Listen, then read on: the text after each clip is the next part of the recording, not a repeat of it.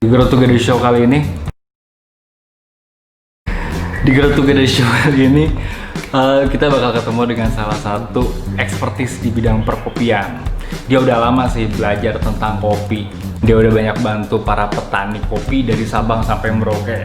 Dia udah kasih banyak workshop di bidang perkopian, udah banyak kerjasama dengan government. Nah, kita coba pengen gali nih, sejauh mana sih potensi bisnis kopi? Berapa sih modal yang diperluin? Gimana sih ketika dia bikin business planning untuk buka coffee shop ini? Ketika dia bikin projection, kira-kira ROI-nya berapa lama? Dan yang penting, dengan adanya COVID kemarin, sejauh mana impact-nya terhadap bisnis dia dan strategi apa yang dia pakai supaya dia tetap bisa survive. Oke, kita tonton. Oke, Ting. You are watching the Grow Together Show, the talk show that inspires creativity to pursue your passion. I am sitting down with the creators, entrepreneurs, and community leaders. We will hear about the process, the lesson they have learned, and how they making impact. Lalu, second home nih ceritanya. Second home, rumah kedua. Second home. Langsung dibawain sama yang punyanya, second home. Rumah kedua. Oke, jadi ceritanya gimana Tim? Kok tiba-tiba lo main di per second home-an nih atau perkopian, coffee shop-an nih? Jadi ceritanya gimana nih? Awalnya ya lumayan panjang juga sih prosesnya. Nah. Awalnya ya gue bergerak di bidang furnitur awalnya. Oh, terus? Furnitur, interior, desain dan lain-lain. Nah. Di situ ada teman-teman yang hobi ngopi. Dari situ ya gue mulai tertarik sama kopi karena kopi itu unik.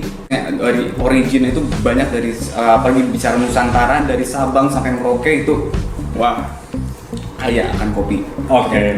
Indonesia nih ya? Indonesia. Jadi yang tadi ngomongin Belanda rempah-rempah datang ke sini tuh nggak bohong ya ternyata. Nggak bohong. Salah satunya kopi yang paling besar itu kopi. Benar. Salah satu Nggak bohong tuh ya. Nggak bohong. Indonesia negara kaya ya. Tapi Kaya, katanya Pak. kaya nggak gitu ya? Hah? Karena kaya kita aja gimana? Jadi akhirnya gue terus menggali tentang kopi itu apa, belajar tentang kopi. Kurang lebih sekitar 8 tahunan lah. 8 tahunan gue belajar tentang kopi dan akhirnya Itu lulus kumlot apa gimana teman-teman? Justru itu gue hampir DO. Second home ini dari kapan bukanya? Awal tahun bulan Januari banget. Januari. Oke. Januari. Masih ada berita-berita COVID sih masih baru-baru segelintir lah, kita masih nggak peduli. Yaudah, kita lihat dulu ya second home kayak gimana sih yang namanya rumah kedua gitu.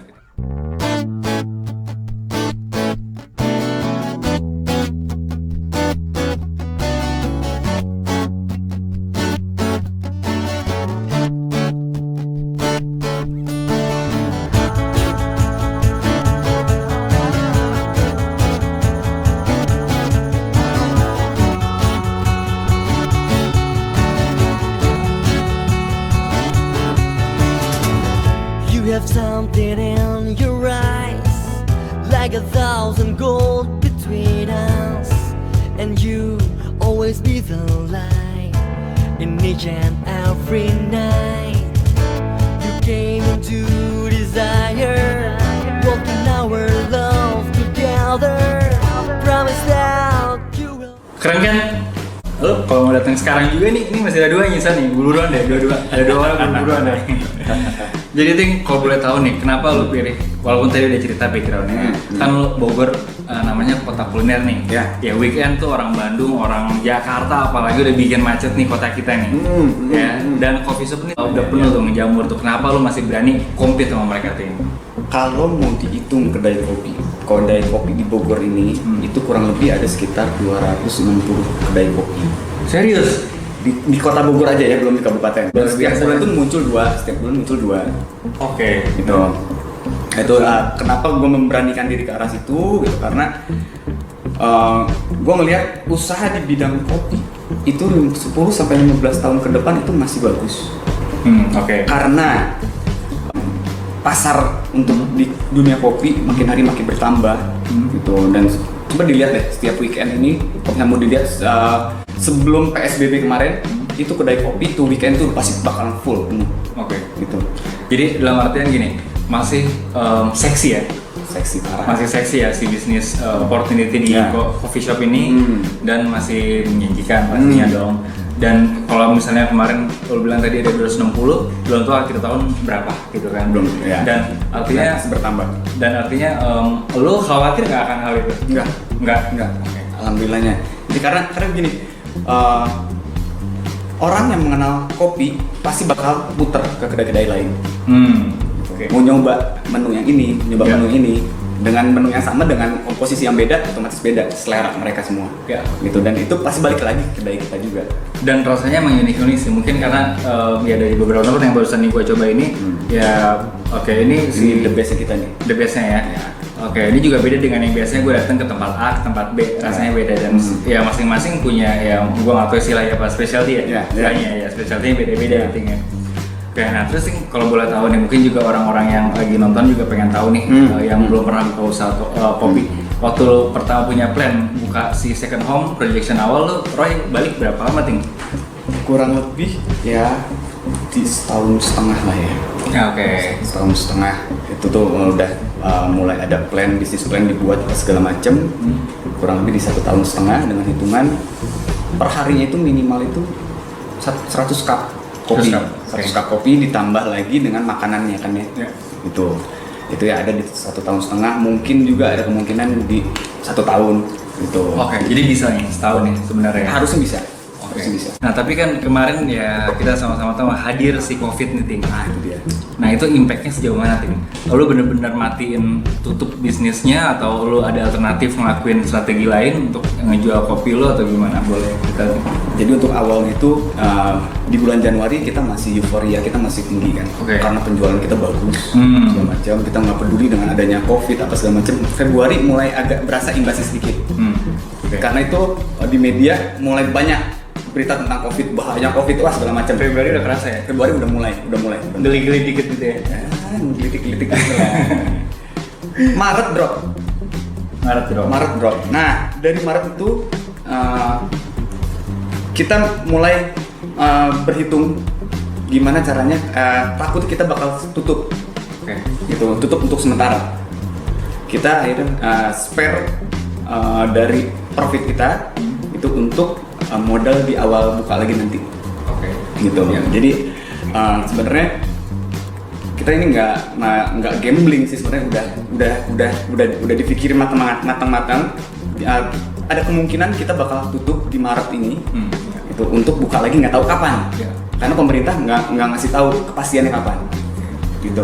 Jadi artinya lo cukup cukup concern dan well prepared untuk menghadapi itu ya. Alhamdulillah. Tapi itu ketika itu mati apakah lo coba delivery atau gimana? Tetap jalan delivery. Tetap jalan jual kopi botolan. Oke. Nggak cuma kopi, yang non kopi juga kita jual kayak matcha lah atau coklat atau apa, kita tetap jual botolan. Nah, kita punya tim juga gitu kan, dari anak-anak barista atau dari yang kitchennya juga gitu. Bahkan dengan ownernya yang lain juga kita jual bareng-bareng gitu, untuk menambah Iya. untuk nanti. Nah, Thanksgiving kan sekarang udah mulai buka lagi nih, Ting. Udah mulai buka lagi, terus apa yang katanya the new normal. New normal. Ya, nah, gimana strateginya second home untuk the new normal ini? Apakah ada protokol tersendiri orang masuk, terus atau lu pakai tagline new normal untuk campaign lo atau gimana? Ting? Enggak sih, kita nggak pakai itu. Cuman kalau untuk protokol kesehatan memang kita pakai. Ya memang udah ada social distancing dari awal. Oke. Dari sebelum ada PSBB ini. Jadi kita buka normal biasa. Paling kita bikin program-program promo. Gitu. Kalau misalnya ada meeting company, gitu ya bisa di sana. Oke. Gitu. Wah, meeting company sama, Bu, kita agak bentrok gitu loh. meeting spot gitu nih, yang ini tempat nih. Kita bisa supply kopinya di sini. Oke. Iya. Oke, jadi sebenarnya nggak ada strategi khusus ya? Strategi khusus nggak ada, cuman kita dari awal itu memang ada strategi untuk menyeduh di depan customer. Oh, oke. Itu value yang sekarang punya. Ya, itu mungkin di Bogor nggak ada ya, baru kita aja. Mungkin gue berani mengklaim itu gitu karena ya kita begitu ada yang mesen manual brew V60 atau apapun itu, dia barista kita bawa alat seduhnya ke depan customer. Tujuannya untuk apa? Itu untuk komunikasi antara barista dengan customer. Karena tujuan itu memang edukasi kopi. Ya. Balik lagi ke edukasi kopi. Oh, oke, itu cakep banget tuh. Artinya lo ngasih value lain yang mungkin tempat lain belum ada. Ibaratnya kayak kita makan apa sih yang dulu kayak grill-grillan gitu di depan dia kayak ya, gitu. Dan lo do it yourself gitu kan. Ya, itu asik sih. Ya. Gue belum pernah sih di serve kayak gitu di tempat lain dimanapun juga di dunia ini di planet. Apa mungkin ada opportunity bagusnya gini Ting? Udah kelamaan orang-orang di rumah. Ya. Itu kerasa nggak? Atau pas baru buka itu kerasa nggak langsung heboh gitu orang yang datang atau masih? Justru karena gini, kalau gue ngelihatnya mungkin masih banyak orang yang ketakutan untuk keluar rumah. Oh, masih banyak. Masih banyak orang yang ketakutan keluar rumah, walaupun mereka berani keluar rumah, mereka pun nggak berani untuk nongkrong. Di kedai. Kalau kita bukan masalahnya so berani ya. Kalau kagak keluar, mati malah. Nah, kita deket-deket tapi tadi kita udah mandi bareng. Mandi. Di tempat ini pun tiap ada orang datang sebenarnya kita atur, kita proteksi lah dengan Disinfektan ya. ya disinfektan. Oke, pengen tahu juga kan nih kita lagi di mana? Oke, kita lihat ya. Ini tempat namanya I7 Creative Community Space. Keren Kita banget. lihat.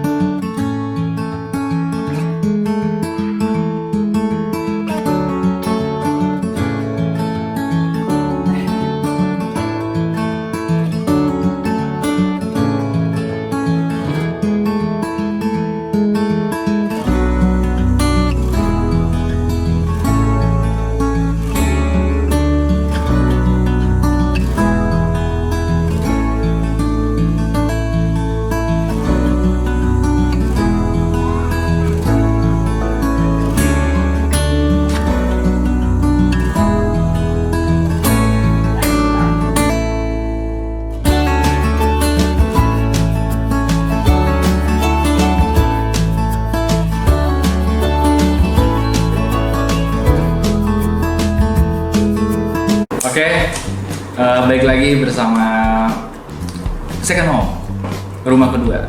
Tetap ya kita nggak pakai bahasa Indonesia ya, rumah kedua kayaknya orang ngeliatnya rumah kedua. Iya. Second Home lebih kece sih. Iya, second home. Kece, tapi namanya ini bukan sosok naik-naikin loh ya, keren juga namanya Second Home. Nah, Ting, terus pengen tahu juga nih ketika lo pertama buka Second Home, pas lagi planning, lo udah ngeset segmen targetnya atau belum? Itu kan mungkin lo perlu nentuin pricing, perlu nentuin menunya. Iya. Terus apakah kalau memang ya lo di depan udah ngeset segmen target lo, apakah ternyata berubah actualnya pas lagi berjalan atau gimana? Ting, boleh cerita? Untuk awal nggak pakai, kita nggak mikirin segmen kita harus begini enggak. Tapi karena lokasi kita di daerah premium dan di situ banyak perkantoran. Ring satu lah ya. Ring satu ya. Ada perkantoran, ada tempat kuliah. Itu dekat banget sama itu. Nah, akhirnya kita tadinya mau ke arah sana. Oke. Tapi lambat laun itu tereliminasi secara natural. Oke, tadinya mau ke arah sana. Tapi akhirnya yang datang family gitu. Bahkan anak-anak muda pada nongkrong. Ya jelas lah orang-orangnya. Dan artinya ketika udah tadi tereliminasi akhirnya udah ketahuan nih siapa sih si segmen atau profil yang datang, dan itu sampai sekarang emang terus kayak gitu aja. Sampai Profil. sekarang sih kelihatannya begitu ya. Oh. Kelihatan gitu. Dan itu ya repeat customer-nya itu yang kita paling ini nih yang kita manjain mereka itu. Oke. Gimana Ting? Ya, maksudnya manjain supaya mereka balik lagi apa? Kalau Pelayanan kita terhadap mereka, yang mereka ini seperti rumah mereka aja udah. Oke. Gitu. Second home untuk mereka semua. Oke. Jadi Kita sebagai pelayan mereka. Oke. Jadi namanya second home nggak cuma judulnya doang ya. Judulnya aja. Tapi itu benar-benar diimpan Ya. ketika lo nge-serve Ya, si customer artinya. kita siapin misalnya ada alat musik sana, customer boleh main. Oke. Silakan main gitar atau teriak-teriak, silakan. Selama nggak mengganggu ke yang lain ya. Iya, saya teriak-teriak tuh kan. Berapa Ting employee-nya totalnya nih? Totalnya sih kita belum banyak sih. Alhamdulillah kita udah bisa ya baru 7 orang lah. Ya, tapi itu cukup membantu loh. Ya. 7 orang yang tadinya jobless akhirnya bisa punya Ya. pekerjaan dan punya Ya. penghasilan untuk keluarganya loh. Ting. Ya. Dengan kita buka usaha bukan artinya untuk kita doang, tapi kita ngebantu orang lain juga Ting. Betul, dan mereka pun maksudnya dengan barista gitu, mereka pun nggak harus selalu jadi barista, mereka pun harus punya usaha di bidang kopi. mereka dari sekarang udah dididik untuk masalah tentang bisnis kopi. Ya. Selain produk kopi, produk knowledge kopi, gitu, menu kopi, mereka punya ilmu itu sekarang, gitu, dan mereka harus berpikir ke depannya, mereka jangan di sini-sini aja, harus ada peningkatan terhadap hidupnya mereka. Salah satunya dia harus punya kedai kopi, gitu, dengan ilmu yang dia punya. Karena di dunia kopi itu memang harus fokus, karena barista yang memang fokus sekarang di dunia kopi, ya udah jalan terus. Oh ini jarang nih gue dengar nih kayak gini tuh. Artinya lo mengeduket mereka supaya lo jangan di sini aja gitu kan? Ya dengan harapan. Jadi lo nggak takut ya, artinya dengan kompetisi lo nggak takut. Iya, yang penting kita niat kita baik. Pasti dikasih jalan. Udah kayak ustad gue nih ngomong. Gue kan belum pernah buka usaha kopi. Gue siapa tahu nanti kepikiran, tapi gue pikir-pikir dulu nih. Boleh cerita nggak nih? Kalau challenge-nya untuk di second home, kalau gue pribadi, di second home challenge-nya itu menu. Kita selalu harus cari menu-menu baru untuk para customer nyari yang beda. Ini nggak cuma ngomongin kopinya doang ya? Nggak cuma kopi aja, Tapi menu makanan ya? menu makanan juga. Oke. Kita cari menu-menu yang beda, karena sampai sekarang ini kita belum grand opening. Kita masih trial. Oh gitu. Kita masih trial kita ini sampai sekarang. Karena trial itu fungsinya untuk tetap kita nyari yang ya penyempurnaan terus lah. Ya. Penyempurnaan sampai kita udah fix baru kita bisa. Oke. Makanin semuanya. Jadi masih A/B testing gitu kan? Mungkin ya yang nonton nih ternyata kepikiran nih. Apakah si second home bisa bantu mereka dari apa ya, nggak tahu apakah konsultasi aja masalah budget, atau misalnya lo bisa provide semua kebutuhannya dari interior, dari mesinnya dan apapun juga, supply dan lain-lain, gimana sih? Ya background lu sebenarnya lebih ke konsultan untuk kopi gitu, dan ya ada training barista juga untuk kopi, untuk masalah supply mesin, biji kopi, segala macem. Orang Afri kira-kira berapa nih Ting investmentnya kira-kira? Amannya di 150 sampai 200 lah. Amannya 150 sampai 200. Itu dapat kayak second home nggak? Di luar tempat ya? di luar tempat ya. Untuk masalah bar ya hampir kurang lebih lah. Oke, kurang lebih. Jadi yang tadi kita lihat nih second home kayak gimana, itu ya kira-kira 200-an lah ya Ting ya? Ya kurang lebih lah. 200 juta, dan itu dengan experience selama ini itu kira-kira setahun sampai setahun setengah itu bisa balik. Setahun saya. Tapi kalau misalnya di bawah itu pun bisa. Bisa ya? Bisa. Misalnya di rumah cuma ada garasi gitu kan, garasi rumah nggak kepake, ya udah buka kedai kopi aja situ. Oke. Gitu tanpa mesin ini, pakai mesin manual semua bisa. Di bawah 100 pun bisa. Oke. Nggak cuma para UKM yang sedang menjalani bisnis kopi, tapi untuk siapa aja nih yang lagi buka usaha, lo ada kayak secret recipe atau apa nggak untuk mereka nih supaya mereka tetap confident nih jalan bisnis ini Setelah PSBB ini yang new normal ini ya, pokoknya tetap semangat aja sih ya, fokus apapun jenis usahanya kalau lo jual diri juga lo fokus asal fokus, insya Allah bisa semua. Asal fokus, pokoknya tetap semangat. Kalau misalnya usaha yang udah dibuat setelah PSBB kemarin pada tutup semua, untuk bangkit lagi gimana caranya, ya udah kita jual apapun itu. Yang paling simpel itu di reseller sih sebenarnya. Reseller aja dulu, reseller ngumpulin untuk modal untuk buka usahanya. Lakuin aja, jangan mikir gitu. Jangan mikir, apapun yang bisa dijual, jual aja udah. Gitu. Oke. Nggak cuman jenis usaha yang dia tekunin gitu, semuanya. Ini nggak cuman nasihat dari second home yang baru buka dari Januari, tapi yang tadi yang lo ceritakan bahwa Ranggi ini, Ting ini udah buka furniture dulu, interior segala macam. Artinya lo mungkin udah 10 tahun lebih ya Ting ya? Jadi entrepreneur ya? 10 tahun lebih men, gue aja belum tahu. Jadi ini yang tadi diomongin tuh dengerin banget. Lebih hebat ya. Oke Ting, jadi kalau ada orang mau buka bisnis kopi, mau nanya-nanya, mau minta mau butuh masukannya, mau konsultasi dan lain-lain, kontak kemana Ting? Nah, sini aja nih. Oke, Ya. Oke, nanti kontak di situ. Bisa langsung mau telepon, mau langsung lihat-lihat dulu, mau booking tempat atau mau apa, silakan. Oke. Itu bisa langsung. Oke, kalau gitu ya, sukses terus second home. Thank you udah Thank you, mampir. Oke, ciao, bro.